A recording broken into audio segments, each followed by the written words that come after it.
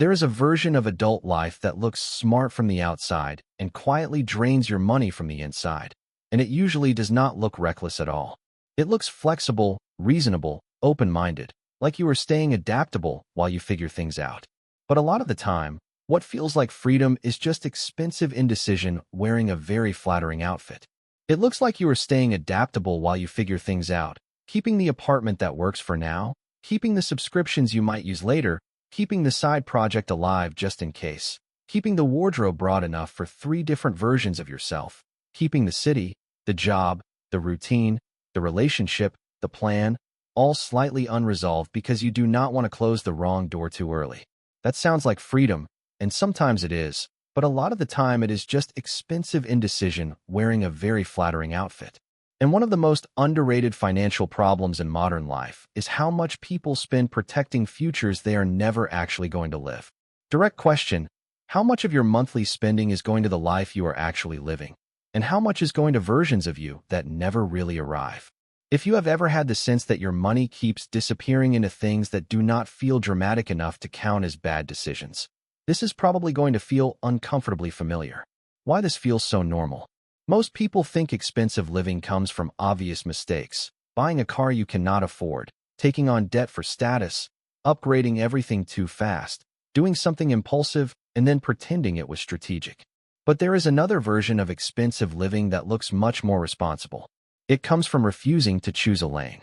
It comes from trying to preserve too many possible lives at the same time. You keep paying for convenience because you are not sure what your schedule will be next month. You keep paying for flexibility because you are not sure which city, which career track, which routine, which identity will become the real one. You keep buying temporary solutions because the permanent ones feel too committing. And before long, your entire financial life is built around the word maybe. That is the part people miss. Maybe is expensive. It is expensive because maybe makes you tolerate recurring premiums everywhere. You rent the more convenient place because maybe you will be busier soon. You keep the extra software because maybe the side hustle comes back. You hold on to the storage unit because maybe you will need that stuff again. You keep buying clothes for a life that has not fully arrived yet. You pay for short-term ease because maybe next month is when things get clearer. None of these decisions feels insane by itself, but together they create a lifestyle that is permanently optimized for uncertainty, and uncertainty usually charges monthly. Counterintuitive claim: the most expensive lifestyle is often not the luxurious one. It is the unresolved one. The psychology of unfinished identities. The reason this happens has very little to do with stupidity and a lot to do with psychology. Human beings hate the feeling of closing off identity. We do not just want money. We want the emotional safety of knowing we could become different people later. So we keep little financial monuments to those possible selves all over our lives.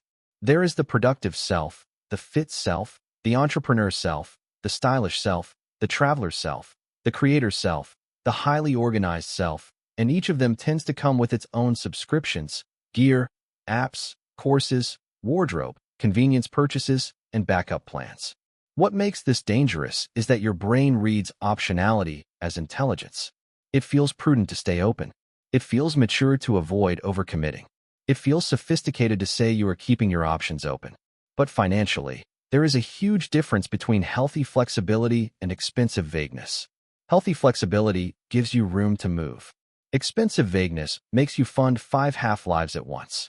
And the money leak is not only in the direct cost.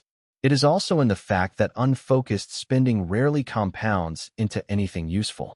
If you spend seriously on one direction, there is at least a chance that direction starts paying you back in skill, income, network, health, or leverage. But if you lightly fund 6 directions at the same time, you usually do not get 6 outcomes. You get 6 bills.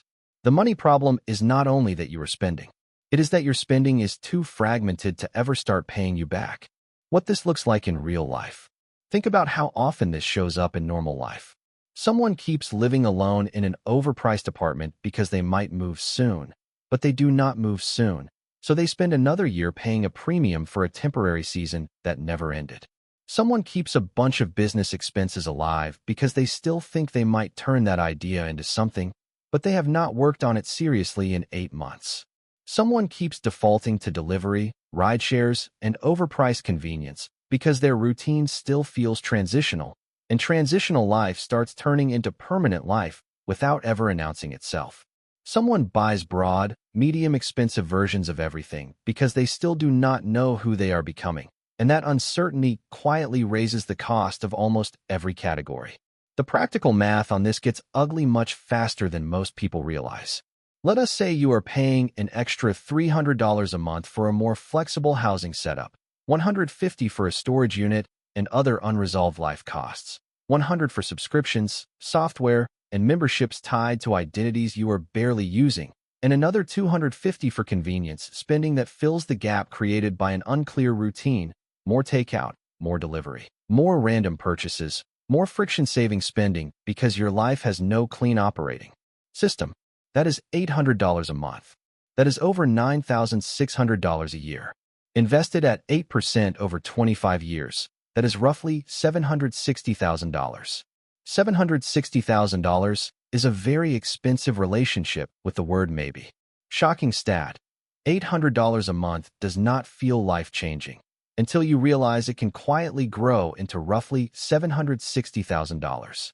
Why people miss the problem? This is where the trap gets even worse, because the people paying this premium usually do not feel indulgent. They feel unfinished. The people doing this often do not feel luxurious. They do not feel like they are overspending.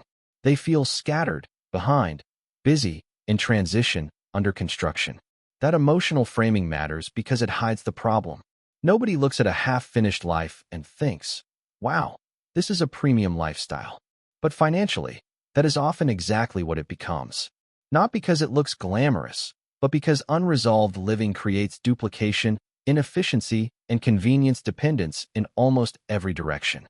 There is another psychological reason this pattern is hard to break. Choosing a lane forces a small identity death, and people avoid that much longer than they realize. Once you say, for this season, I am focusing on this city, this type of work, this budget, this routine, this level of lifestyle, you also have to admit that some other version of you is not getting funded right now. That is emotionally uncomfortable. So instead of making one clean commitment, people spread money around to avoid disappointment. They preserve the illusion that all versions are still alive. But that illusion is expensive, and it is not even especially kind to you. Because while you are trying not to disappoint your possible selves, you are quietly starving your actual one. Direct question: which version of your future self are you protecting right now at the expense of the person paying the bills today? What wealth-minded people do differently? The people who make real progress financially are often not the people with the most options. They are the people who get honest about which season they are in. That does not mean they become rigid, boring, or narrow-minded. It means they stop paying premium prices to maintain fantasy flexibility. They decide what this period of life is for, and then they let their spending reflect that. If this is a building season, they build. If this is a debt payoff season, they simplify aggressively. If this is a career acceleration season, they spend where it helps that goal and cut the rest without apology. If this is a recovery season, they structure life for stability instead of pretending they are simultaneously building a business, reinventing their body, upgrading their social life, and staying ready to relocate at any moment. That is one of the biggest differences between people who feel permanently stuck and people who start getting traction. The stuck person keeps trying to preserve every future. The traction person funds one present. And there is a practical reason that works.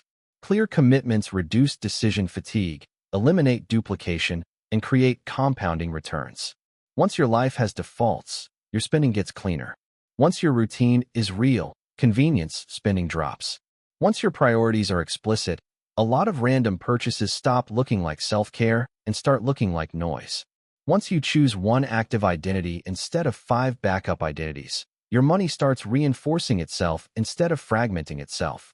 Counterintuitive claim. The people who make the fastest financial progress are often not the most flexible. They are the most honest about what season they are actually in. How to lower the maybe premium. This is the point where most people want a trick, but the real fix is more uncomfortable than clever. You have to stop asking how to keep every door open cheaply and start asking which door is expensive to keep pretending you still need. This also changes how you evaluate opportunity. Without clarity, every possible path feels emotionally charged, So you keep little optionality payments attached to all of them. With clarity, you can separate real opportunities from ego insurance. That course you are never going to finish, that wardrobe for a social life you barely have, that software stack for a business you are not building, that premium apartment for a version of yourself who is supposedly about to get serious. All of that becomes easier to see for what it is. And this is where the conversation gets practical, because the fix is not to become extreme. It is not to cut every joy, cancel every membership, move into a cave, and declare war on nuance. The fix is to lower the cost of uncertainty by making a few honest decisions. First, pick the season you are actually in, not the season that sounds more impressive. If your income, your energy, and your routine support a stabilization season, admit that and spend accordingly. A lot of people are trying to fund an expansion season with stabilization level cash flow, and that mismatch creates a ridiculous amount of strain. Second, identify the categories where you are paying an optionality premium. Housing, storage, subscriptions, transportation, wardrobe, side hustle spending, convenience spending, duplicated tools, and unresolved commitments are usually the big ones. You do not need a philosophical essay here. You just need to ask a brutally simple question. What am I paying for because it serves my real life? And what am I paying for because I do not want to let go of a possible life? Third, stop lightly funding identities. This one matters more than it sounds. Most people do not overspend because they are decadent. They overspend because they keep trying to maintain proof that multiple versions of themselves are still possible. If the creator version is real, fund it properly and use it. If it is not real right now, shut the leak. If the fit version is real, build the system around it. If it is not, stop buying symbolic gear and calling it commitment. Symbolic spending is one of the most expensive forms of self-deception because it feels productive without producing anything. Fourth, build boring defaults. This is underrated because it sounds unimpressive, but boring defaults are one of the cheapest forms of intelligence. The same grocery rotation, the same workweek structure, the same social spending range, the same core wardrobe logic, the same transportation rule, the same savings transfer, the same threshold for what counts as a yes. All of that reduces the cost of reinventing yourself every week. Wealth likes repetition more than people do. And fifth, give yourself a clear review point, so choosing a lane does not feel like forever. A lot of people avoid commitment because they treat every decision like a permanent identity sentence. It is much easier to commit when you say, for the next 6 months, I am running this version of life on purpose, and then I will review it honestly. That is enough structure to lower the cost of ambiguity without creating the feeling that you are trapped. Direct question, what are you still paying for mainly because canceling it would force you to admit that chapter is over? The real version of freedom. Because that is the irony in all of this. The person who keeps everything open often feels freer, but financially they are usually more pinned down, not less. Their money is spread thin across too many unfinished directions, which means they never build enough strength in one area to gain real leverage. The person who chooses a lane often looks more limited in the short term, but they are the one creating the conditions for actual freedom later. More savings, more skill, more cash flow, more momentum, more room to move because one direction finally started working. That is the part worth remembering.